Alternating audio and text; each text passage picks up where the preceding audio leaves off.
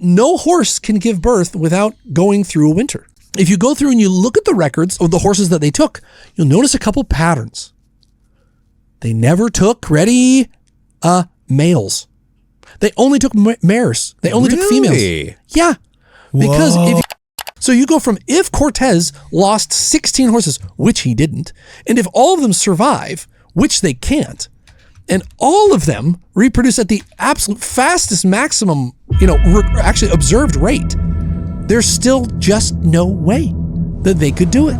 They could not get up to the Sonoran Valley by 1567, 69.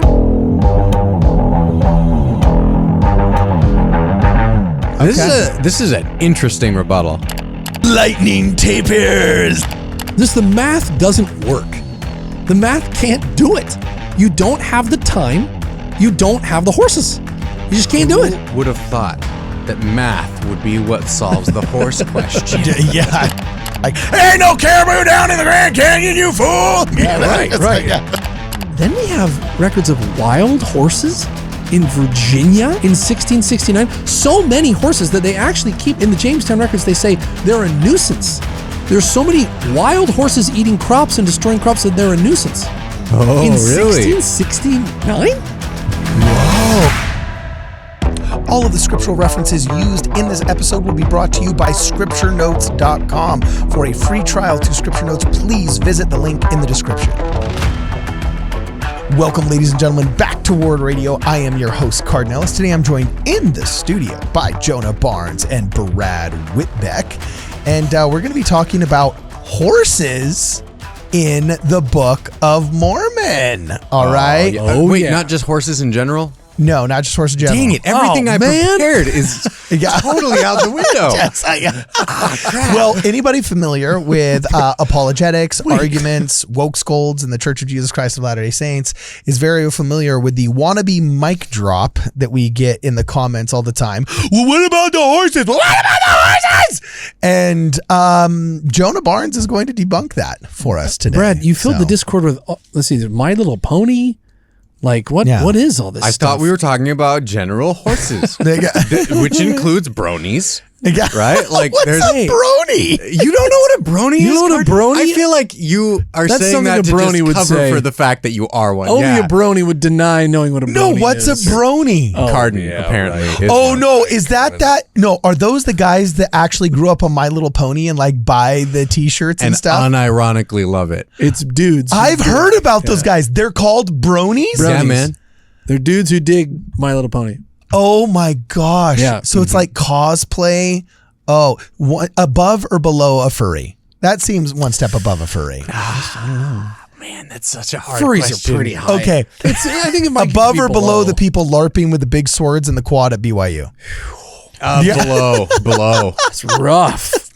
LARP is But it's noble. on that tier. But you're thinking the right tier. That's exactly the spectrum. Yeah, the bronies. All right. So how do we steel man horses? So about bronies. And how do we debunk? Can we just start calling the anti-Mormons that bring up horses unnecessarily in the Book of Mormon or out of context? Listen, brony. Now wait. Now, we did that. Why are you so obsessed with horses? Now we did that episode where you guys, you correlated the rise of ex-Mormon subreddits patronage to the rise in the furry subreddit patronage. No, we didn't correlate it. We didn't correlate it. Somebody else correlated it, doing a subreddit study, and they found out what was the findings that like. Oh, it was. I can't remember exactly. No, it was they were. autistic furries. And I remember that like the science, if I remember it correctly, the survey was like they aggregated all the data from like anti-Mormon subreddit and from the other subreddits that you would subscribe to. Like, I think it was something to do with like multiple ex-religious surveys and seeing like what they correlated with what other subreddits they were also involved with. This right? was like yeah. XMO and then XJW. Yeah, it was gay autistic furries. Like that was. Oh my god! You guys, I remember true or this not episode. true? It was like r/ex Mormon. Like the biggest correlation wasn't it like I can't remember the results of that. I haven't seen that study in so long. I got it right here. Do you have it pulled up? You Jonah? do? Actually, I'm going to drop it in Discord. Because this is what you came here for. Horses in the Book of Mormon, guys. Okay, so the blue line is ex-Mormon subreddit, and the orange line is Latter-day Saints. Okay, so you're showing that is not the correlation. Okay. And then here is. Okay. Yeah. I'm gonna include your face in it when you saw this graph. I'm getting it from our old. Shut up! Really? And then this is, so it's not the LDS subreddit growing at that same rate. It happens to map very well on the subreddits Yif, Furry, Yich, and Furry IRL. And so you guys... Oh my gosh, I forgot about this. It matches perfectly. I remember this. I remember that. Yeah, because you had Exmos bragging about like the growth. subreddit is growing so much. The growth. Like, and as if that somehow means like in the real world that means there's way less LDS people. It's like, no. This is specific to like people who are online probably way too much. Yep. Right? And it just happens to map. Oh man, that was funny. Oh, that's fascinating. Yep. So we got the science to back it up here, guys. Okay. Anyways, debunk horses, bro. This is a dead serious episode, guys. All right, so Okay. horses in the Book of Mormon. To shift gears, if you haven't read the Book of Mormon mentions horses. Like Okay? every chapter. It's wild. There's so many horses in the Book of Mormon. It's like such an integral part of the entire the book. narrative, the Yeah. whole narrative. Yeah. Yeah. No, the scripturenotes.com shows that the Book of Mormon mentions the word horse 12 times. Oh, 12 wow. times Okay, mentions I'm gonna the word fact horse. check that in real time with scripture notes. Keep going. Right? And how many are named Rainbow Dash? That's one of the We've My Little poisoned Pony this ones, right? whole... I'm so sorry. All right, keep going. And so I mentioned it 12 times. So why is this, Brad, you're very familiar with this. You've been doing this longer than I have. Why is this a problem for the Book of Mormon? Well, there are people who get very up in arms about the mention of horses in the Book of Mormon because they say, hey, there weren't horses in pre-Columbian America. Everyone knows that. It's a well-accepted, documented fact because we've discovered everything that there is to discover in the Americas. No horses. So this anachronism automatically disproves the Book of Mormon because no horses were present in the Americas. And so because the Book of Mormon contains references to horses, it must necessarily be false. That perfect. What good summation. So Joseph Smith was making this up, and he wrote horses into the Book of Mormon narrative, not knowing that pre-Columbus there were no horses. That's the claim, right? Okay. Yes. Now, apologists. I'm gonna I guess I'm out of the church now, guys. See you later. That's it. I can't believe this. We just lost Brad. Brad, he's gone. Adios. Oh, he's going to join going to furry subreddit. Yeah. It's going. It's where they all go. The bronies weren't better. I'm back. I returned. That's funny. So, all right. So, yes, that's a perfect summation. So, the theory is, well, there were no horses pre-Columbus, and so when Joseph Smith was making up the Book of Mormon, he erroneously put it in there. It's an anachronism, and it proves that it was all made up. Okay? All right. So, now, apologists have tried to deal with this in several different ways. They've tried to, and you're probably more familiar with this than I am, they've tried to say, well, and some of these are actually pretty viable options. When Joseph Smith was translating the word for horse, it was some other animal he wasn't familiar with, and so he used the word horse like you would use the word bird, and somebody would say, oh, it's not a bird, it's an eagle. And you're like, well, yeah, okay, well, an eagle's a bird. It's kind of a type, kind of a genus. Is this the one that leads to the tapir? Like a tapir, Yeah. right? Joseph didn't know what it was. Which He's like, people oh. like to laugh about, but when you look at like what natives called horses, right? Right. When the Spaniards arrived, they said they ride upon lightning tapirs. Tapirs. That's And they so, use the word. It's an easy one to laugh at, but when you actually like look at the argument and try to understand it, it makes sense. Yeah, yeah. Some other ones. So in some ancient languages, the word horse actually just meant steed. It meant something that you ride. It wasn't very specific to that species. It was just something you ride. So were they saying a carrier of some kind, a steed of some kind? Horses are never mentioned as being ridden. They're only mentioned as pulling things or being, kind of a ceremonial animal and things like that. So they're trying to say, no Nephite cavalry charges? Right. There's none. Living Scriptures light. Yeah. So Helaman on his awesome-looking horse. What the heck? So or was that Freeburg? I can't remember which. I don't know. Freeburg. That was Freeburg. Well, some artist lied to me. Yeah. And So now, we kind of have projected some things, and so apologists to go back and they look closely at the text to try to untangle it. Maybe it didn't really mean horse is one angle. Oh. The other angle is, and just because someone was talking about this in the comments very recently, there's mention of, because we talk about how there's no mention of the horses being ridden, and someone was like, well, it mentions chariots, which is obviously a warlike capacity. It's like, no. It mentions horses next to chariots in reference to the king traveling somewhere, not in reference to war at all. and we've actually found Mesoamerican depictions of kings on biers being carried Or along palanquins, if you will. Yes, very good. Along with ceremonial animals alongside. So Generally dogs. Okay. anyway, so what I love is that it makes people dig more into the text. They Okay, dig more cool. to try to figure out what's going on. Okay, but then I heard this dude's take. What's his name? Daniel Johnson? What was his name? Independent researcher. I've got it in here. We'll come along here soon. But just tell me when I got to start putting up these different pictures, and then let's just start burning through them, okay? Okay. A fantastic perspective. He presented this years and years ago, and I saw this and I was like, what? So here's how the story really begins. Okay. So when you are going to go out to eat and you have a toddler and you're like, or you're going to make dinner, like, do you want hamburger? No. Do you want tacos? No. Do you want mac and cheese? No. And they just say no. They never offer any answer of their own. You just go through a million options and they just say no to all of them. This is what anti-Mormons do. Okay. So there's no horses in America pre-Columbus. All right. Question back to the anti-Mormons. When were there horses in the Americas?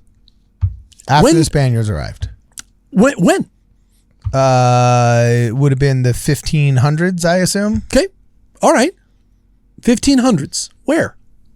Probably beginning in where they landed, I would assume. So first in Hispaniola, which ended up becoming the Caribbean, and then throughout South America. They were down in Buenos Aires, my mission territory, by the 1600s, right? So, okay, all right. So, yeah. So when you turn it back on the atheists and anti-Mormons and say, well, wait a minute, we do have a bunch of horses here, like wild horses, like everywhere in America.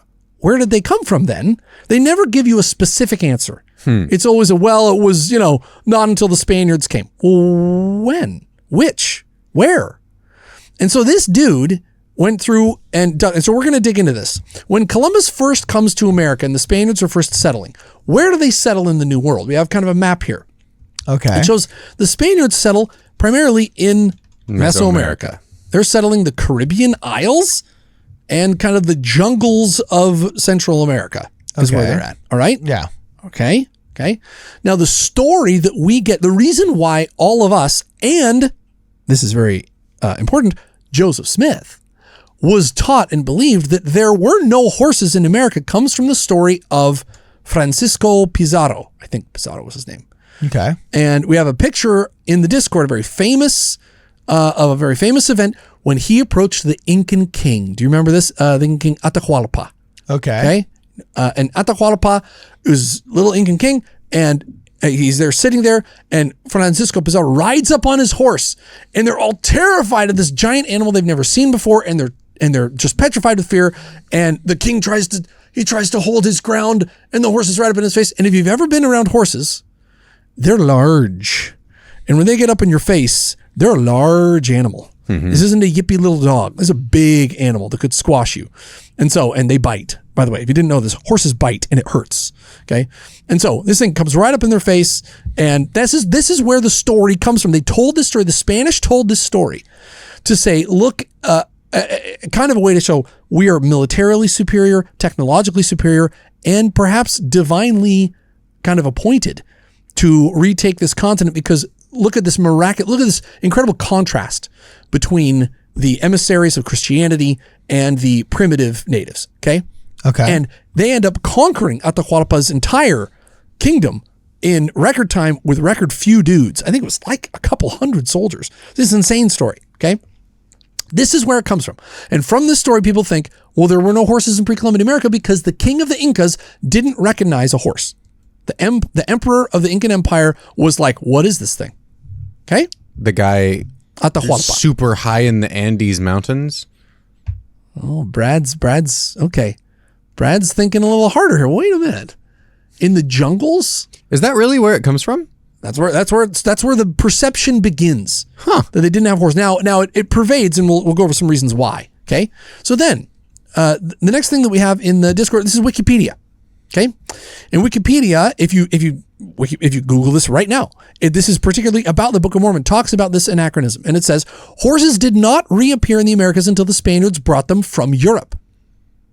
They were brought to the Caribbean by Christopher Columbus in 1493 and to the American continent by Hernan Cortez in 1519. Now, this has very recently been updated, and we'll talk about why. Because previously, this used to say that horses were brought to America during the to the natives during the Pueblo Revolt of 1680. We have a little picture of that. Okay. Here's the idea. The Spanish have a colony in like Santa Fe. It was like in New Mexico, I think, or northern Mexico or something like that. And they have a bunch of horses. Well, the natives revolt again. They're using the natives as like laborers and slaves. They revolt. They take over the place, burn it down, and they steal all the horses. And there were like 200 horses or something like that, or 50, or I can't remember. They take the horses, and those are the horses that then they breed, and they go all over the North American continent. And that's why when the Europeans come over and everybody comes over, the French trappers are exploring, they see natives on horses. Oh, because of these extremely fertile horses in this singular revolt. Brad. Is that? Brad's speaking ahead. Brad's speaking ahead. Huh. Okay. All right. So we have here, this is from How Horses Transformed Life from the Indians by David Roos. History.com 2020 Native American History says, the Spanish quickly realized that the last thing they wanted was for the Indians to have horses, because if they did, they'd be on equal footing. That's what exactly happened after the Pueblo Uprising of 1680. Horses quickly moved across trade routes to the Navajo, Ute, Apache, Kiowa, Comanche of the Southern Plains, the Shoshone of the Mountain West, and by 1700, horses had reached the Nez Perce, Blackfoot in the far northwest, and traveled eastward to the Lakota, Crow, Cheyenne, all over the place. All from 1680. 1680 Wow. Pueblo Revolt. Okay? Okay. Keep that in your head. All right. Now here we get to, I worked hard on this. I'm sorry, there's slides, guys. You don't come to WardRadio for slides. I'm sorry. Okay. I'm sorry. No, hit it. This is But great. I want a Keep going. visual representation so you can see kind of where your mind's going. This is super fascinating. If you look at this next kind of graph here, you see what's going to happen to the claims. It's black with the orange text on it. Got it. Yeah.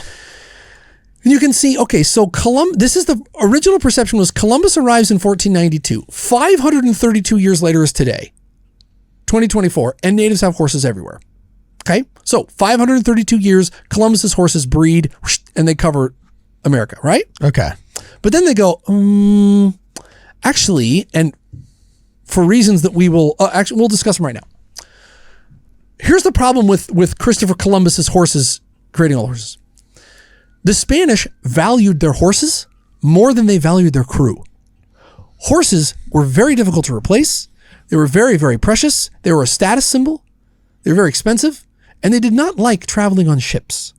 So when you brought horses with you across the flippin' Atlantic Ocean, you kept very careful track and took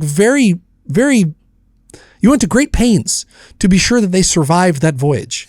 Okay? You couldn't just go back and get more slaves or more servants or serfs from the Spanish kingdom to take with you. Horses were very, very, very expensive and precious. And so the Spanish kept records of every single horse that they ever took. Okay. As much as they kept records of their crew, they took records of their horses. They named their horses. Okay. Their horses were named. Like Rainbow Dash. Like Rainbow Dash. There we go. Or Bring in it back for the español, bronies. el dash del rainbow. El arco iris. Yeah. Arco caballo. No, okay, just kidding. So if you go through and you look at the records at the registrars of the horses that they took, you'll notice a couple patterns. They never took males. They only took mares. They only took females. Yeah. Because if you've ever had studs and stallions next to mares, like I have on my property, you know that things get crazy and they start acting up. Want that happening on a boat. Yeah. On the high seas, bad idea. And so you take mares. Mares are far more docile, easier to train and get to obey you. And so the Spanish knew that you take them into war or exploration. You don't want stallions. You want mares. So they only took female horses with them. Wait a minute. If they only took female horses with them to the New World. This is like Jurassic Park. They can't breed because they're all female. Yes. But then a velociraptor gets mixed with the toad DNA, and next thing you know, he's boinking all the other freaking little velociraptors on the island. Oh my gosh. Okay. So this is why Wikipedia had to change their article. So that instead of 1492, these random horses just must have flown the coop like birds escaping from cages or whatever and going off to heaven knows where and breeding everything. They had to change it to 1680, the Pueblo Revolt, because that is the earliest record of horses escaping the possession of the Spanish into the natives' hands. So Wikipedia had to drop some of its anti-Mormonism and change its article, which must have been a tough pill to swallow. Oh, yeah. It used to be 1492, then it went to the Pueblo Revolt. Now you've got, instead of 532 years to get horses from this little germ to covering the continent, now you only have 344 years. Okay. 344 years, that's not so bad. We can do that, right? But there has to be a certain birth rate that could explain the plethora of the population, right? You're peeking ahead. Horses are notorious for eating carrots and having tons and tons of babies. Like rabbits. Okay. No, That's that's the same rabbits. thing, right? Oh, crap, you're right. It's rabbits. Canadians can't tell apart the rabbits and horses. Well, Because I was going to say, I feed the horses at my neighbor's house carrots. Can you? Right? There we go. All right, keep going. Okay, so the next one we have, if you look at the, so this says Pueblo Revolt 2 when natives have horses 2024. You know, I'd be thinking, wait a minute, natives have had horses from well before 2024, right? You'd be correct. Actually, when are the earliest sightings of horses among natives? Let's look at this. So if you bring up the next graph, the next chart, you can see, here's the goalposts moving. Actually, we have records of the Blackfoot Indians having horses as early as 1754.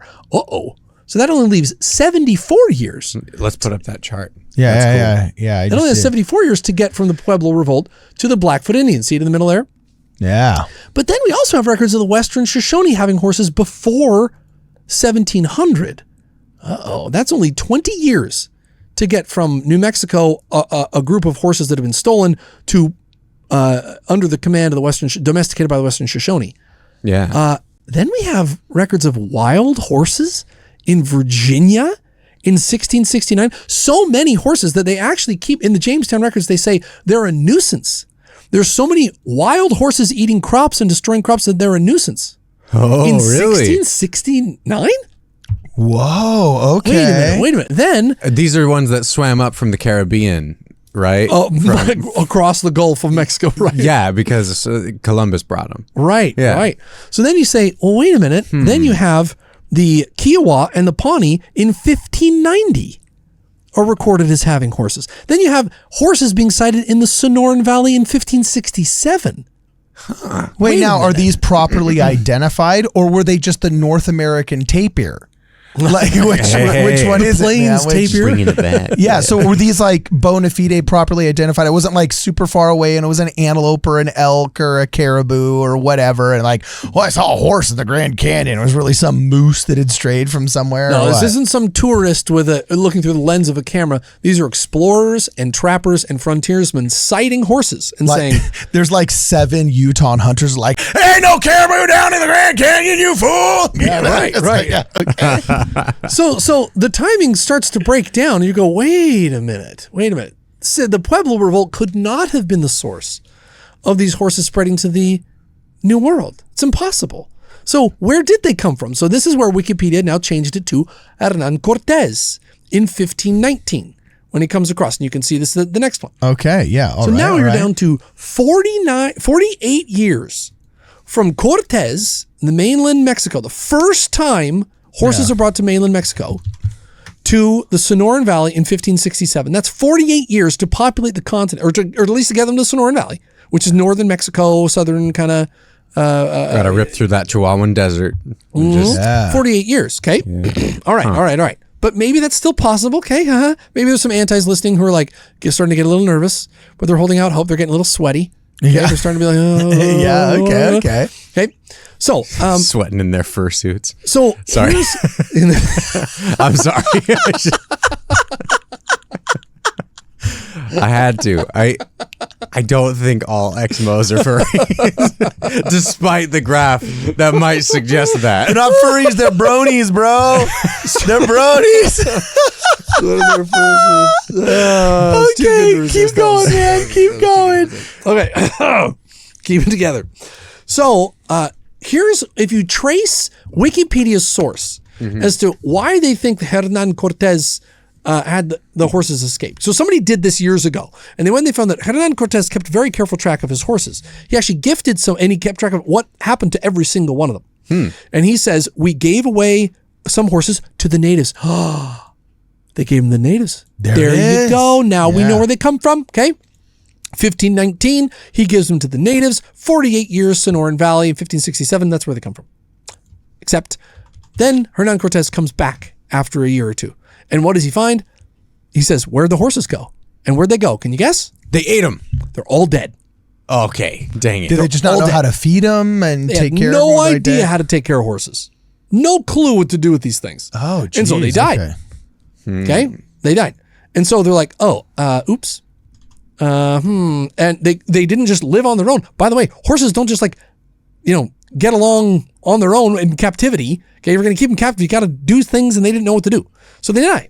Okay, so Wikipedia has how would you do their hooves and give them new horseshoes? And all kinds of stuff. You see these rescue horses that haven't been taken care of, and they have to walk on hooves that have never been clipped properly by a blacksmith, and it's they grow super long like fingernails, and they can barely walk. It's rough stuff, man. Okay, keep going. So if you look at Wikipedia and ask Wikipedia, okay, so where is your source that Hernan Cortez was the source of horses that in North America? They say, it's a DNA study. And you go, oh, gee, well, that's pretty, that's kind of a smoking gun, right? So I went and I dug into this thing, okay? And if you read this carefully, see if you can catch the problem here. It says, of the 33 early American equid or equine, like it's a horse, specimens, we successfully radiocarbon dated 29 and characterized another 27 genetically. Okay. Skip down. They say, although a plateau of radiocarbon calibration curve prevents easy discrimination between horses dating between here and here, we identified 3 horses from North American indigenous contexts conclusively predating the Pueblo Revolt. So these are the guys who said Pueblo Revolt is not the source of the horses, okay? Whoa. They said predating it, and then they go on to say, and it must be from 1519. Now, if you read the text just underneath here, I went and found it from their research footnotes, their methodology. And they said that the reason that they point to 1519 is because they assumed that the historic integration of horses was bounded temporally by the first presence of European horses on the North American mainland in 1519. They just assumed it. Oh, because we traditionally have this presupposition. Preconceived notion, just like there were no transoceanic voyages. Right. They said, well, obviously they couldn't be before 1519. So the genetics go back so far and they're so varied and so diverse that it must be the earliest conceivable date. Because the genetic makeup of all these horses is so diverse in America that they're like, how could these all source from one place? This goes back, if you look at the arrows are pointing like this, and they go, well, it must be the earliest, which is Cortez, because that's the earliest possible. They make that assumption. Wow. So we're literally going off of an academic's best guess, right, to discredit an entire religious group. And it is therefore just this philosophical tower of cards. That you can just flick and it goes away. So then, as digging into this, kind of funny. So I actually had brood mares on my property for a while, and my girls love watching them foal. It's so exciting to have horses. Brood mares are very ornery animals. You learn a little bit about them, which is kind of what got me interested in this, okay? recently, the Bureau of Land Management. Oh, BLM. They've been rioting. Yeah. Yeah. Sorry. It's been a long day, bro. All right, keep going. Bureau of Land Management, they came out and they said that they're going to change regulations about land usage to try to repopulate horses and wild horses. And they base some of these, they have assumptions that they work off for land policy. And they say horses are a menace. They populate too quickly.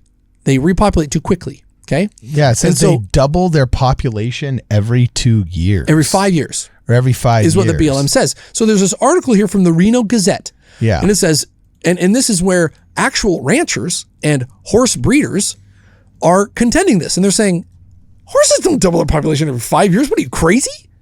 And they're fighting against this. And they say wild horse advocates criticize the BLM over its claims about horse population growth. Okay.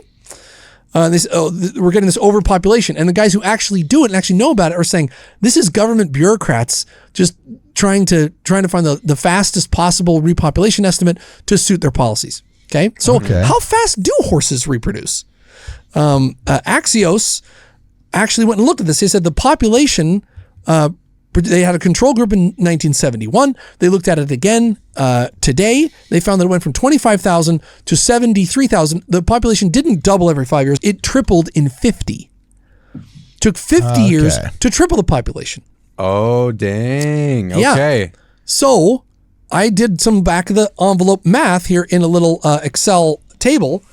I said, if you assume that Cortez loses, let's say, 16 horses in 1519, if they double in population every 5 years, well, by 1569, when they're in the Sonoran Valley, there's 16,000 horses around. Hey, okay, maybe that's possible, right? Okay, sure.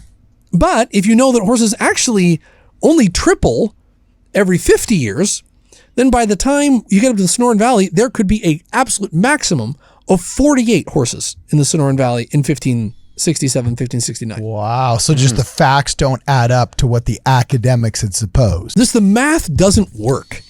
The math can't do it. You don't have the time. You don't have the horses. You just can't do it. Who would have thought that math would be what solves the horse question? Yeah, seriously. Well, there's some other pieces to this. Do you know how long it takes to foal for a baby horse to be born? Like the gestation period Gestation of a horse? period. Okay, what? It's almost a year. It's 11 months. Jeez. That means that no horse can give birth without going through a winter.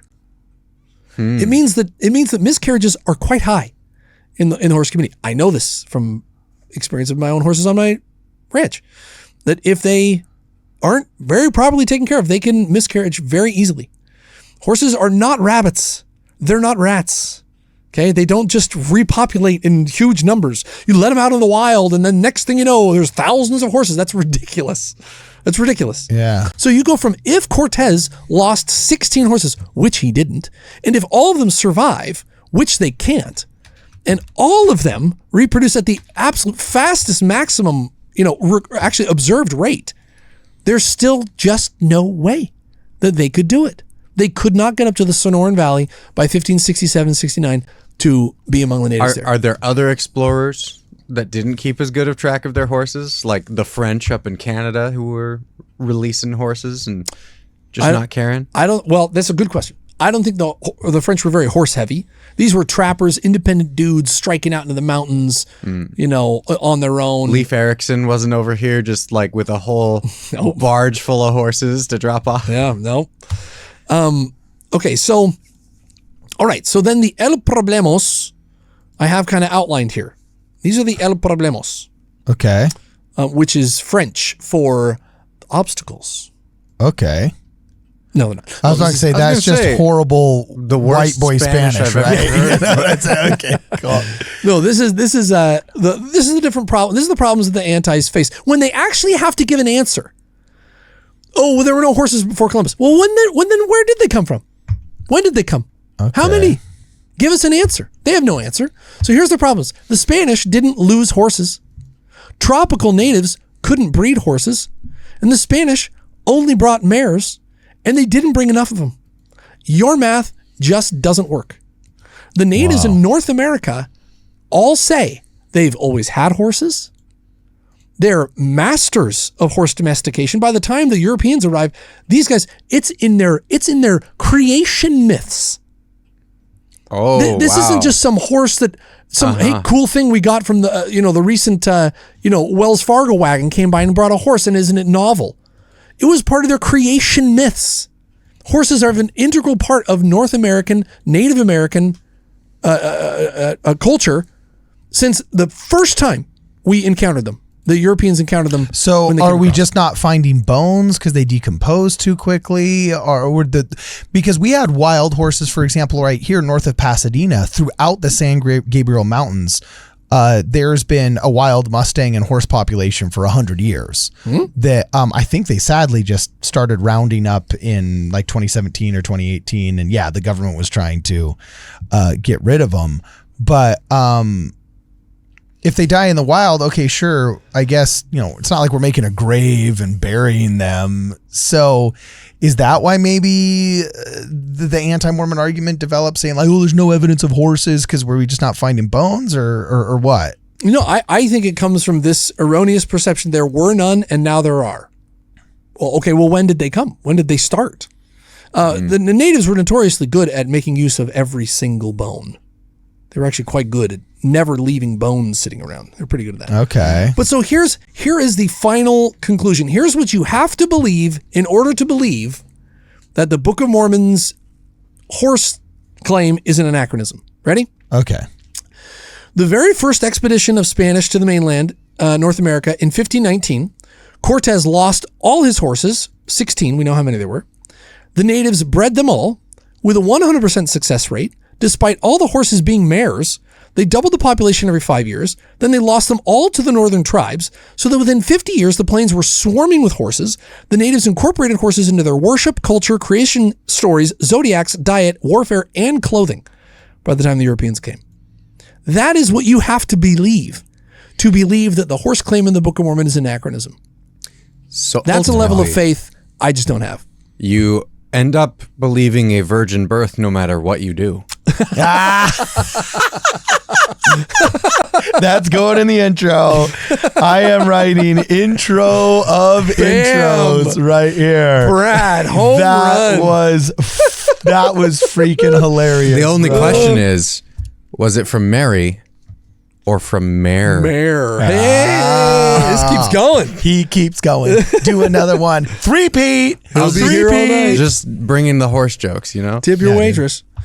So anyways, so there you go. So that's fascinating. Interesting perspective. I've never thought about, why do we think that there were no horses in the Americas? Because I think maybe just some of these things we don't question. Like I was learning the other day that potatoes were exported out of the Americas into the Old World. And I've kind of always imagined the Irish eating potatoes since the dawn of time. And Russians, Yeah, exactly. We would say on the mission, every potato in Russia is Idahoan. Hey, because it is. It literally is. And so, really? Potatoes straight up came from the Americas. Yeah.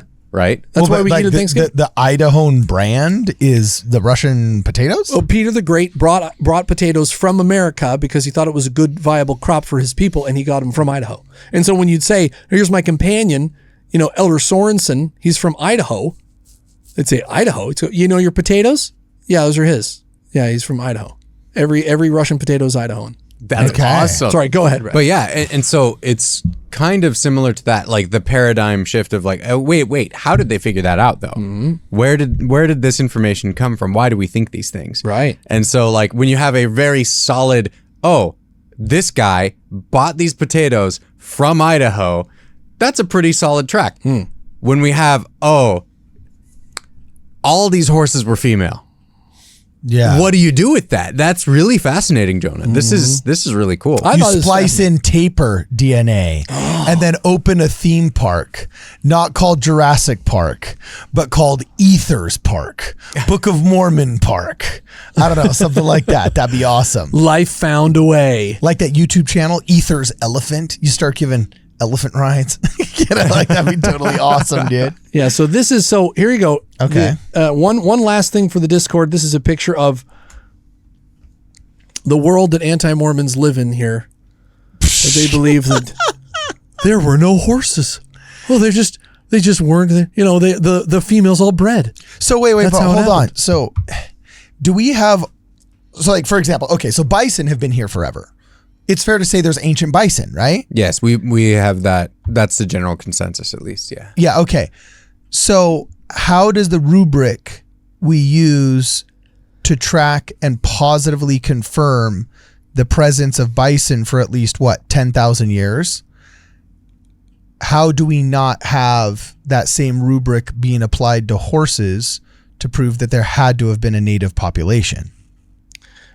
Look, I'm not an archaeologist. I know that if the natives have said that they've had it for hundreds of years and there's no other way they could have got here. Yeah.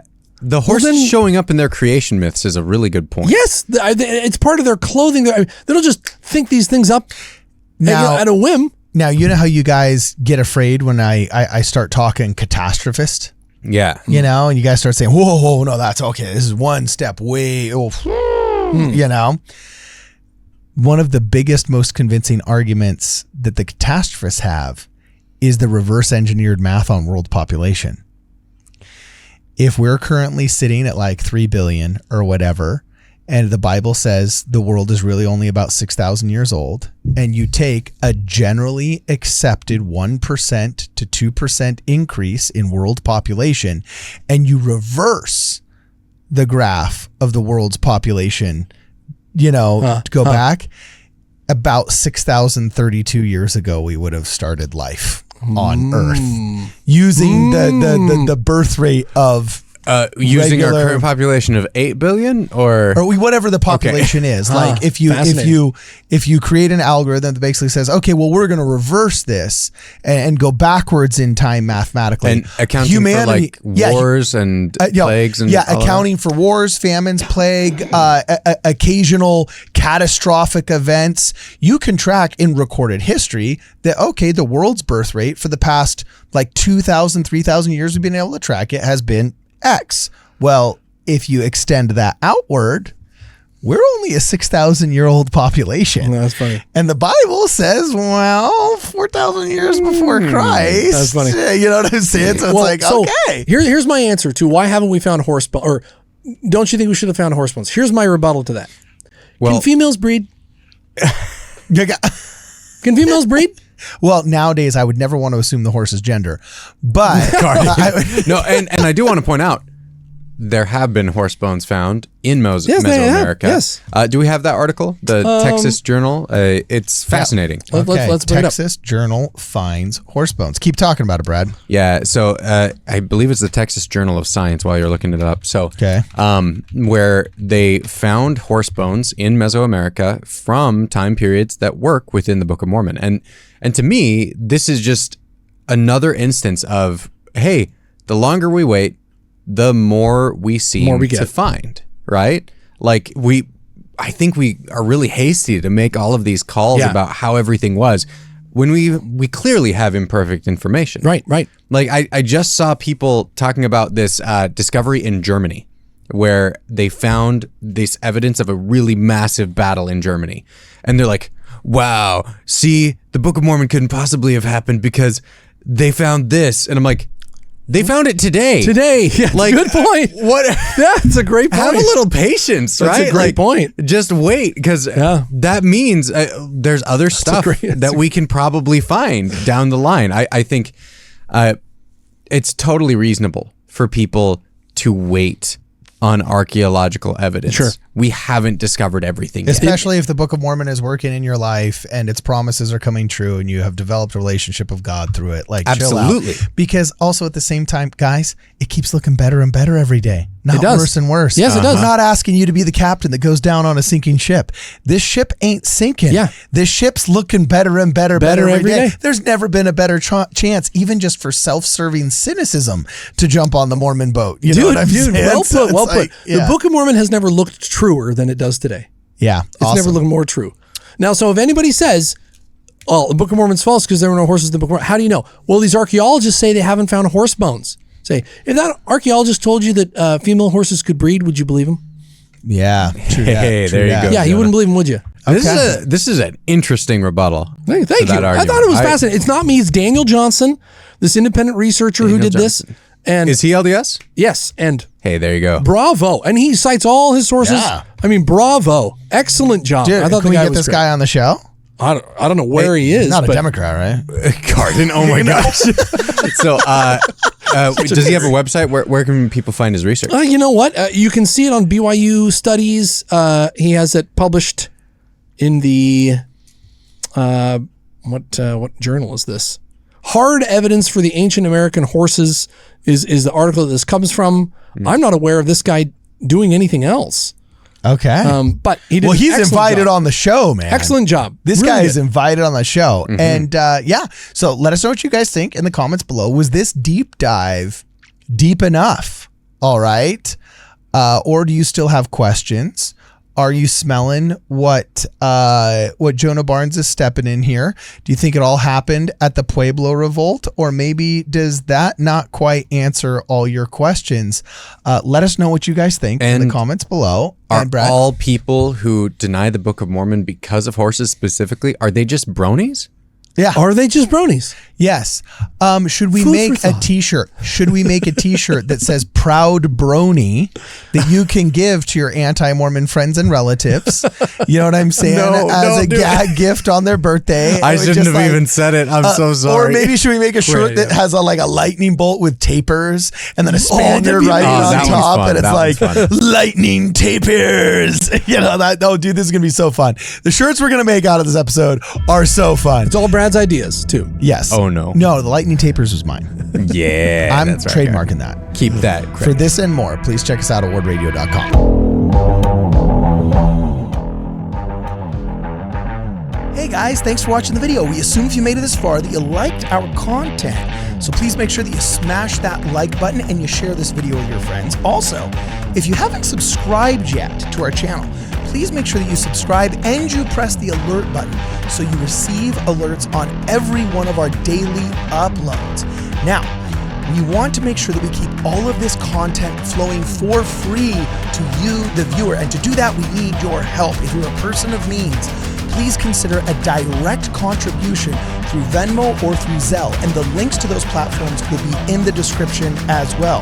Also, if you want to help us out, please make sure you buy some of our merch. We got really cool hats, really cool t-shirts for both boy and girl viewers, all available on WardRadio.com. And while you're there, you can sign up for our Ward Radio newsletter. You can receive all the really great Ward Radio news directly in your inbox simply by putting your email address in wardradio.com. And finally, if you guys want to help out purchasing some of the equipment in the studio, you can always check out our Amazon wish list that is also available in the description of this video. And either way, whether you're pressing this button here to make sure you're subscribed to our channel, or whether you're watching another video here just because you like our stuff, we look forward to seeing you guys in the next program.